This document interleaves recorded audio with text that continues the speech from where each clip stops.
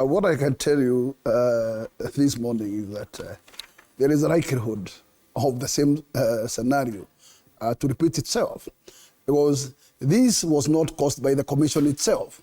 It was clearly outside influence.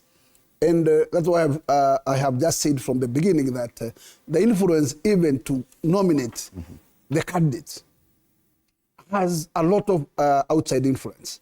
And the outcome will be an influenced outcome.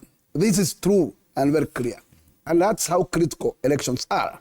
And everybody who has an intention to contend, and especially from the top, actually the preparation starts from here. So you must have a very good contact with who will be the announcer of the results. And this has to be, and that whether we like it or not, well, that's how it will work under the carpet. And that's true. One people has to allow allegiance to a particular angle. And I can tell you, it is possible to have the same scenario. And I can tell you, it was so good in the last election that we had strong men and very bold ones who could not be swayed to move the route that actually the state was pushing them. And that is what we need. We need such bold, strong members of this commission.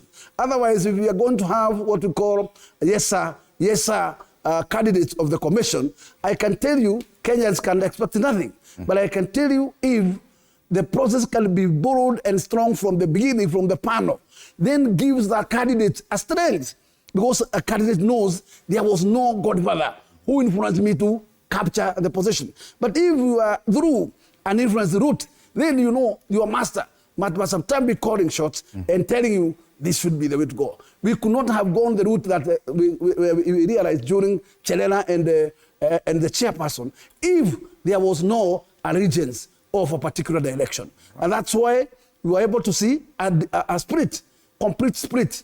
And it is quite possible even in the next election.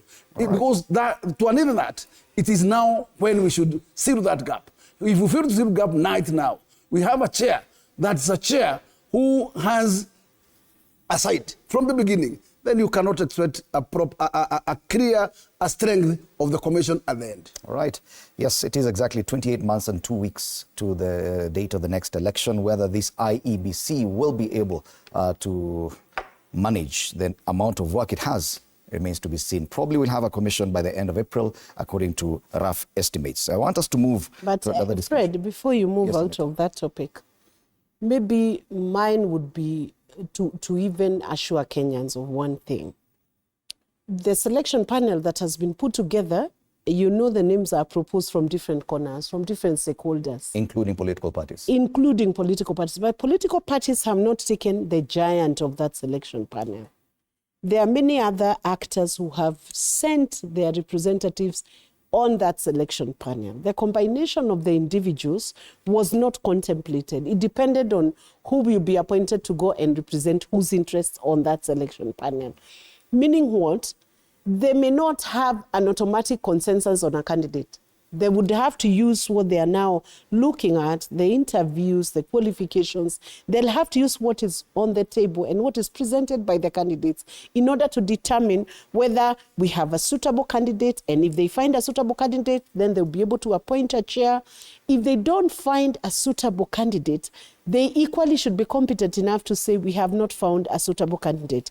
But to even assume that as at now, we have one factor external outside the selection panel who will influence, that then would be a very weak selection panel, because they are protected in law, and even the chairperson and the commissioners will have constitutional protection. So there is no Kenyan who will be bequeathed with the responsibility of becoming chairperson of IEBC, who will then tell us later that I cowed under pressure. No, they have a protection within the constitution, and it is their mandate to determine the outcome of the election based on the vote. Before we cross from that chapter, let me remind Kenyans well.